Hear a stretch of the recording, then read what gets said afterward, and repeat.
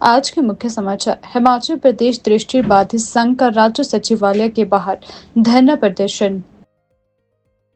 प्रदेश में अधिकारियों से एक से अधिक गाड़ियां छीनेगी। धनीराम शांडिल ने शिमला में की प्रेस वार्ता।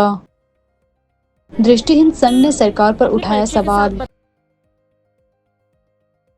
चिट्टे के साथ 4 गिरफ्तार। रिज पर स्थापित होगी पूर्व मुख्यमंत्री वीरभद्र सिंह की प्रतिमा। मुख्यमंत्री ने भाजपा पर लगाया राजनीतिक रोटियां सेकने का आरोप। मुख्यमंत्री से मुलाकात के बाद वोकेशनल टीचर्स ने दी प्रतिक्रिया। अब समाचार विस्तार से। सोमवार को हिमाचल प्रदेश दृष्टिबाधित संघ के सदस्यों ने राज्य सचिवालय के बाहर जोरदार प्रदर्शन किया। इस दौरान प्रदर्शनकारियों ने छोटा शिमला पुलिस थाने के सामने सड़क पर बैठकर चक्का जाम कर दिया, जिससे यातायात पूरी तरह से ठप हो गया। प्रदर्शन के कारण शिमला में यातायात की भारी समस्याएं उत्पन्न हो गई।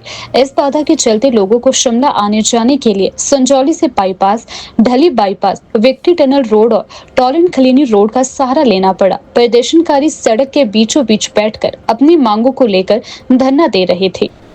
इस दौरान पुलिस और दृष्टिबाधित के बीच धक्का मुक्की भी हुई, जिससे स्थिति तनावपूर्ण हो गई।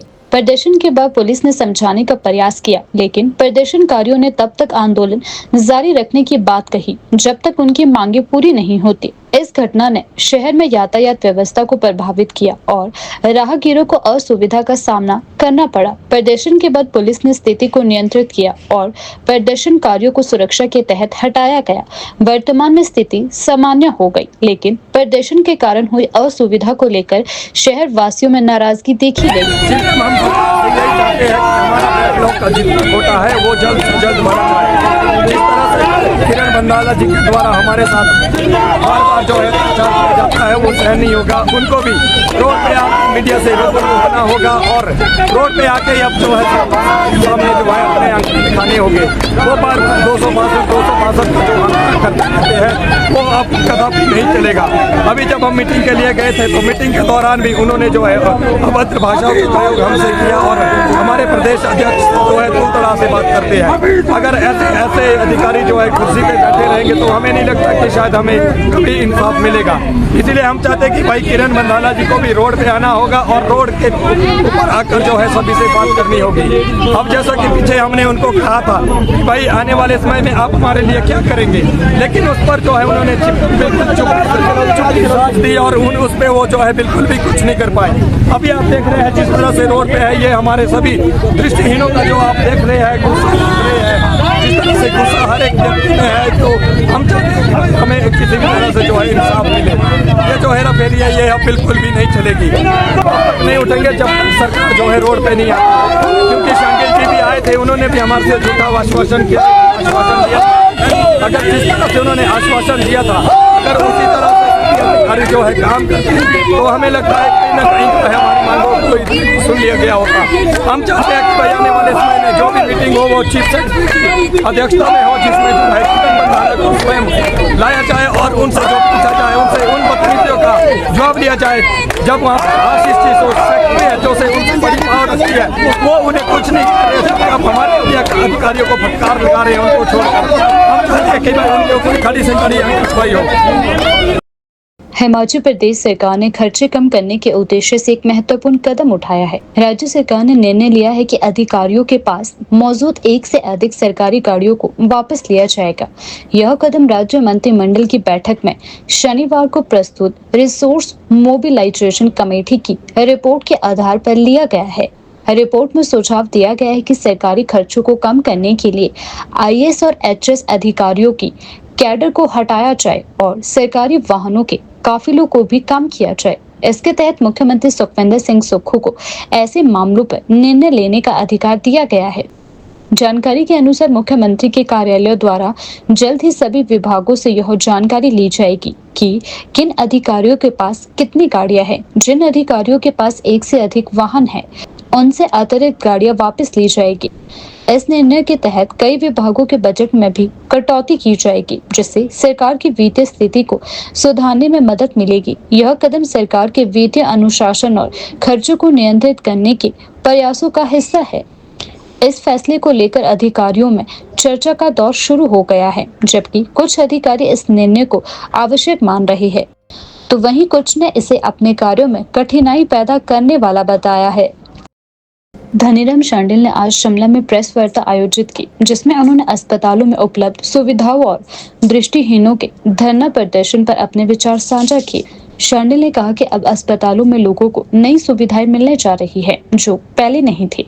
उन्होंने विशेष रूप से बताया कि अब एआई के जमाने में एक्सरे कराने के तुरंत बाद ही रिपोर्ट मिल जाएगी, जिससे मरीजों को तुरंत इलाज में सुविधा मिल पाएगी। दृष्टिहीनों के धरना प्रदर्शन के बारे में बात करते हुए शांडिल ने कहा कि उनकी मांगे जैसे कि बैकलॉग को लेकर सरकार गंभीरता से विचार कर रही है। उन्होंने यह भी कहा कि सरकार इन मांगों पर जल्द से जल्द निर्णय लेगी और उचित कदम उठाएगी। इस प्रेस वार्ता में शांडिल ने सरकार से विभिन्न योजनाओं और विकासात्मक कार्यों पर भी चर्चा की, यह स्पष्ट करते हुए सरकार जनता के हित में लगातार काम कर रही है। राइट अप टू मतलब केलोंग, ताजा, Tandi, Pangi and that area के लिए एक बहुत अच्छी स्क्रीनिंग व्हीकल दी है, जिसमें ट्यूबरक्लोसिस को स्क्रीनिंग करने का पूरा इंतजाम है और बहुत उसी को मैं सॉर्ट ऑफ फ्लैग ऑफ करके आया हूँ। माननीय मुख्यमंत्री महोदय को किसी कारणवश इमीडिएटली जाना पड़ा और 9 साथ होने थे, तो अब जो है वो हम कराए। इसमें सब इक्विपमेंट है, पूरा हैंड हेल्ड एक्सरे है और वो कहते हैं ना नेक्स्ट 600 ड्राई केमिस्ट्री एनालाइजर, मतलब जैसे ही आदमी खड़ा होगा साथ ही साथ उसका ऐसा एआई का सिस्टम है कि रिजल्ट भी आ जाएगा, which is a very good and एक टीबी एलिमिनेशन प्रोग्राम का हिस्सा है ये, और हमारे बहुत अच्छा प्रोग्राम चल पड़ा है। और मैं समझता हूँ कि जैसे जैसे ये लोग आ रहे हैं, खासकर हमारा अपोलो वालों ने दी है, तो उनके साथ टेलीमेडिसिन में भी हमारी पार्टिसिपेशन है और टेलीमेडिसिन के माध्यम से भी हम लोगों को दे रहे हैं। दूसरी बात जो है HDFC जो बॉम्बे का मेन बैंक है, उनके नीचे cooperative social responsibility CSR initiative के नीचे हमें 2 बोलेरो व्हीकल मिली है, बिल्कुल ब्रांड न्यू, और वो उसमें भी स्क्रीनिंग का ही ज़्यादा है। जैसे डॉक्टर बैठ जाएंगे तो साथ में नर्सिंग असिस्टेंट बैठ जाएगा और उसमें सारी चीज़ें पैलिएटिव केयर की है। वैसे कोई एल्डरली को देखना हो, किसी गांव में जाना हो, तो आपके पास पूरी मशीनरी साथ में है, डॉक्टर साथ में है। यही चीज़ हमने रिसेंटली जब हम केरला गए थे, केरला में देखी, वहाँ पे बहुत अच्छा लगा कि खासकर जो ट्रेंड हमारी मैन पावर है और उनका वॉलंटियर्स बहुत अच्छा काम कर रहे हैं। वो घर में केयर देते हैं, खासकर elderly and those who can not go out. हाँ, यही तो सबसे पहले इनकी है बैकलॉग कि इनका हिमाचल प्रदेश सरकार के विभिन्न विभागों में वर्ग 1 से 4 दिव्यांग जनों के से आरक्षित भिन्न पद रिक्त चले आ रहे हैं। इन समस्त रिक्त पदों को यथाशीघ्र भरने की प्रक्रिया की जाए, नो डाउट। इस संबंध में हमारे जो पर्सनल डिपार्टमेंट है, उन्होंने सभी विभागों के दिव्यांगजनों के लिए आरक्षित श्रेणी में 3 व 4 के पदों को क्वार्टरली आधार पर भरने की दिशा निर्देश दे दिए हैं। 2024-25 में हमने देखो मैं आपको पढ़ ही देता हूँ, ये काफ़ी दिए हैं भाई। एक्साइज डिपार्टमेंट में जब मीटिंग हुई तो इनको उस वक्त सिर्फ 2 ही पोस्ट मिली। ऐसे ही सिविल सप्लाई कॉरपोरेशन में 22 जुलाई 2024 को तो 1 थी, 1 भर दिया JOIT। इसका से सबका है, लगभग इन्होंने 65 पदों को भरा है। फिर भी इनका फिर भी बैकलॉग है, जो कि चरणबद्ध तरीके से किया जाएगा। और why not, they will be, इनकी पूरी की पूरी वो करिए संसार में आप लोग करके कर देंगे। टोटल ये अभी खाली 2 भरने टोटल बर्दी से 259 जो भरे भी तक वो है 259, 260 समझो। और देखो ऐसा होता है, हर एक डिपार्टमेंट का कुछ ना कुछ कंस्ट्रेंट्स तो होते हैं। 100% किसी में भी ना डॉक्टर मिलते, ना कोई दिव्यांग जन हो चाहे दूसरे जन हो, उनको भी करने का सरकार का हमेशा एक विधिवत तरीका होता है. It's a very systematic manner in which we try and fill up those vacant post. ऐसा नहीं कि वेकेंट पोस्ट पर ध्यान नहीं, वेकेंट पोस्ट पर ध्यान नहीं दोगे तो कैसे काम चलेगा. और बहुत सी चीज़ें होती हैं, आप सब जानते हैं इस प्रदेश में we have a difficult terrain. मतलब भौगोलिक स्थिति हमारी ऐसी है कि इसमें हार्श वेदर भी है. कई प्रकार से हम पोस्टिंग कर देते हैं, वो कैसे ना कैसे वहाँ तक पहुँचते होते अपने हिसाब से आप करते हैं. ये भी एक प्रॉब्लम है. मैं तो in the house of the honourable जन विधानसभा session was on, I had to say this कि मैं यहाँ से काजा को भेजता हूँ आदमी, तांदी को भेजता हूँ, पांगी को भेजता हूँ और बोलता हूँ देखने वाला देखता हूँ तो वहाँ पे 4 बांटे तो एक मरीज से मिलता नहीं, तो कोई नहीं पहुँचता. क्योंकि मैं जानता हूँ कि लोगों की अपनी समस्याएं हैं, अपनी तकलीफ़ें हैं. बट तो मैंने उनको अगर 2 साल नहीं तो 1 साल कर दो, कम कर दो. जैसे हमारे आर्म फोर्सेज में होता है, हायर एल्टीट्यूड में आप कम समय के लिए जाता है. माई सेल्फ कमांडेड साइचन सेक्टर और मैंने देखा कि 75 दिन भी नहीं बच्चा रहेगा, वो 45 दिन के रिड्यूस को हमने 25 दिन भी किए. बिकॉज वहाँ पे हार्श वेदर. ऐसे ही हम 2 या 3 साल को भेज की जगह 1 साल कर दो, so that people make a proper rotation. ऐसे इन बच्चों का है कि जो इनकी मतलब जहाँ जहाँ भी जैसे एक्साइज है, चाहे HRTC है, PWD है, जल शक्ति विभाग है, एलिमेंट्री एजुकेशन है और अकाउंट है, फिर इनकी अलग अलग है, कोई स्टेनोटाइप है, सब बहुत बड़ी. बट 259 या 260 भरना भी मैं समझता हूँ एक अच्छी उपलब्धि है. हाउएवर इनकी तरफ विशेष ध्यान दिया जा रहा है. और जो मेरे पास इनकी ये पहला पॉइंट है. दूसरा इनका है कि भाई प्रदेश सरकार के अधीन कार्यरत विभिन्न दिव्यांगों को विशेष और नवीन नियुक्तियों एवं स्थानांतरण नीति बनाना. ये नीतिगत मामला है. ये हमारी स्पेशली कॉन्स्टिट्यूटेड कमेटी के नीचे अभी भी विचाराधीन है और इस पर भी हम नीति अवश्य बनाएंगे. दृष्टिहीन संघ के सदस्य ने सरकार से कार्यवाही की मांग की है और यह कहते हुए कहा कि अगर अगले 1-2 दिनों में कोई सकारात्मक कदम नहीं उठाया गया तो वे अपना धरना प्रदर्शन जारी रखेंगे. संघ के प्रतिनिधियों ने कहा कि हाल ही में ADC साहब से हमारी मुलाकात हुई है. उन्होंने हमें आश्वासन दिया है कि जल्द ही हमारे हित में कुछ निर्णय लिया जाएगा. हालांकि संघ के सदस्य ने सरकार के वादों पर नाराजगी जताई है. उन्होंने कहा कि सरकार हमें मीठी गोलियां दे रही है लेकिन कोई ठोस कार्यवाही नहीं हो रही है. साथ ही उन्होंने धनीराम शांडिल के बयान पर प्रतिक्रिया दी है जिसमें शांडिल ने दावा किया था कि दृष्टिहीनों के लिए कई नौकरियां दी गई है. संघ ने इस दावे को पूरी तरह से खारिज किया है. नमस्कार, मेरा नाम राजेश ठाकुर है. जैसे कि अभी AD साहब से हमारी बातचीत हुई, उन्होंने हमारी बात अंदर तक पहुंचाई. मुख्य सचिव के साथ भी उन्होंने बात की, वेलफेयर सेक्रेटरी के साथ भी उन्होंने बात की.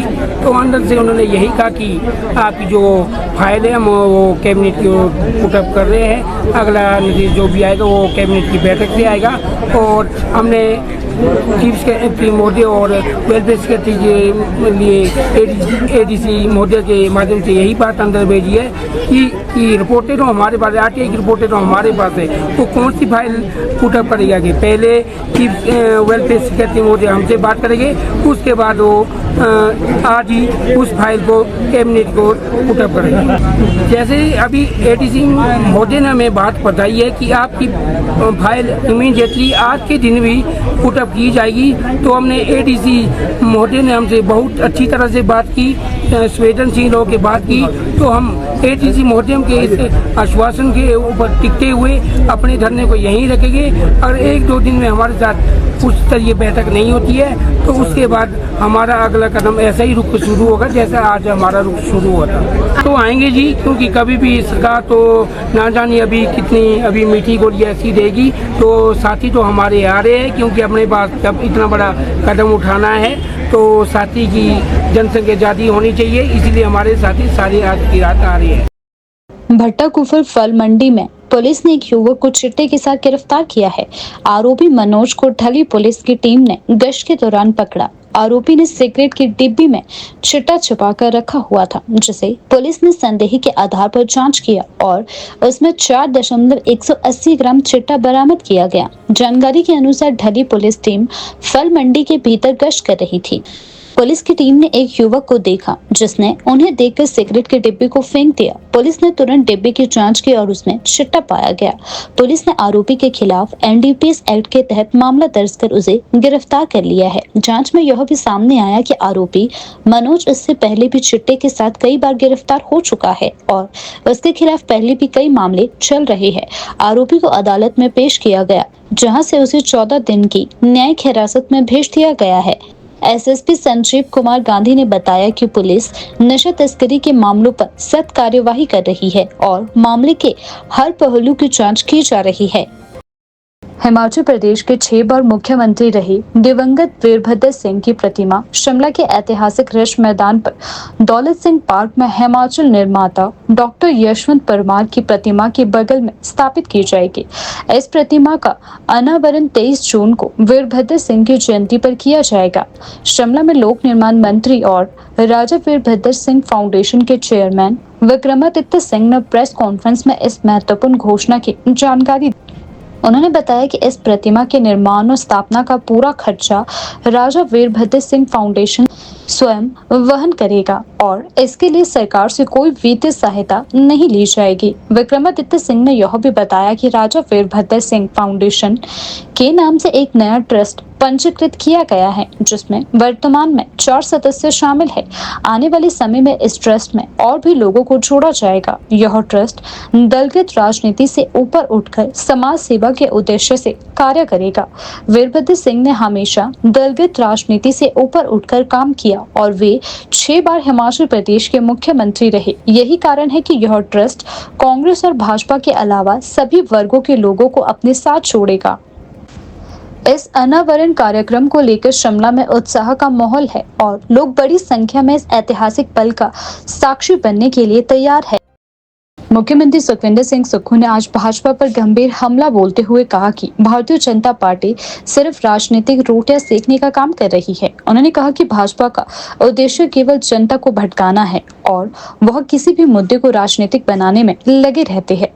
सीएम सुखविंदर सिंह सुक्खू ने कहा कि हम विमल नेगी के परिवार के साथ है और यह स्पष्ट है कि भाजपा सिर्फ राजनीतिक फायदे के लिए इस मुद्दे को भड़काने का कार्य कर रही है। उन्होंने यह भी कहा कि केंद्र में भाजपा सरकार ही है और उसी के तहत विमल नेगी के परिवार को भड़काया जा रहा है। यह पूरी राजनीतिक रोटियां सेकने की प्रक्रिया है। हर चीज की राजनीतिक रोटियां सेकने का काम करती है। विमल नेगी के परिवार के साथ हमारी संवेदनशीलता। विमल नेगी जी हमारे परिवार के सदस्य हैं। उनकी पत्नी से मेरी बातचीत हुई है। हमने 2 प्रकार की इंक्वायरियों को हमने अधिसूचित किया है, इंक्वायरी चल रही है और भारतीय जनता पार्टी उसकी राजनीतिक रोटियां सेकना चाह रही है।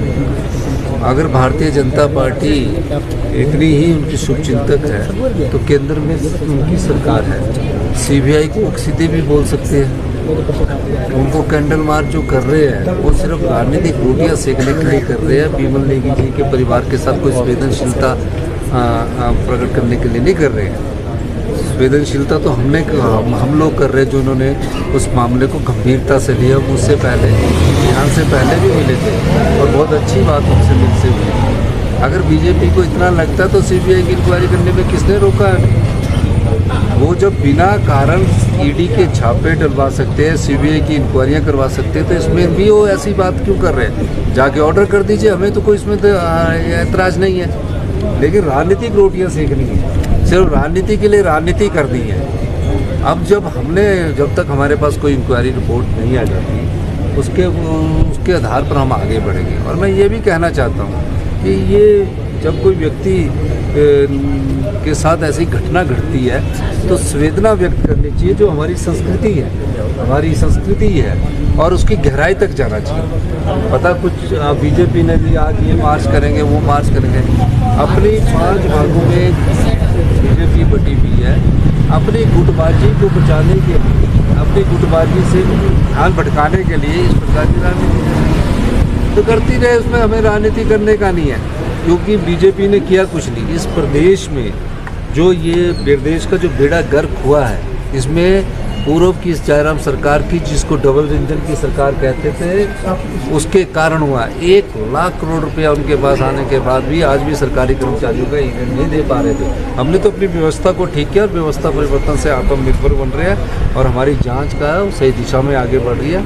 सबको निर्दोष को तंग नहीं करेंगे और जो दोषी होगा उसको बख्शा नहीं जाएगा। सर प्रोटेक्ट वोकेशनल टीचर का मामला हमारे हाथ में तो है नहीं, वो तो केंद्र सरकार के हाथ में है। लेकिन हमारे हाथ में जो होगा हम तो उनके साथ अपना पूरा सहानुभूति रखते हैं। अब उनकी वो कह रहे कंपनी से बात की जाए, कंपनी भी केंद्र सरकार की है। मैंने कल ही बात की थी, अगर केंद्र सरकार की कंपनी से कोई बात करनी होगी तो उसमें हम आगे बातचीत करेंगे। लेकिन किस प्रकार आगे बढ़ना है ये वोकेशनल टीचर्स के मामले में वो हमारे हाथ में नहीं है, क्योंकि वोकेशनल की पोस्टें केंद्र सरकार सैंक्शन कर रहा है सर्व शिक्षा अभियान के तहत। और जब केंद्र सरकार पोस्टें सैंक्शन करता है हम तो सिर्फ उनको एम्प्लॉयमेंट दे रहे हैं, लेकिन वो एम्प्लॉयमेंट में उन्हीं की कंपनी है।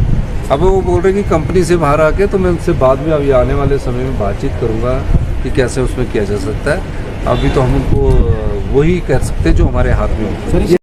गुजरात जाने से पहले मुख्यमंत्री सुखविंदर सिंह सुक्खू से मुलाकात के बाद वोकेशनल टीचर्स के प्रधान ने सरकार से अपने अधिकारों की मांग को लेकर गंभीर प्रतिक्रिया दी। उन्होंने कहा कि कंपनी को बाहर किया जाए और सरकार से उम्मीद जताई है कि वह जल्द से जल्द कोई फैसला लेगी, क्योंकि लगातार उनका शोषण हो रहा है। टीचर्स ने यह भी कहा कि सरकार की निष्क्रियता के कारण उनकी मेहनत और योगदान को नजरअंदाज किया जा रहा है।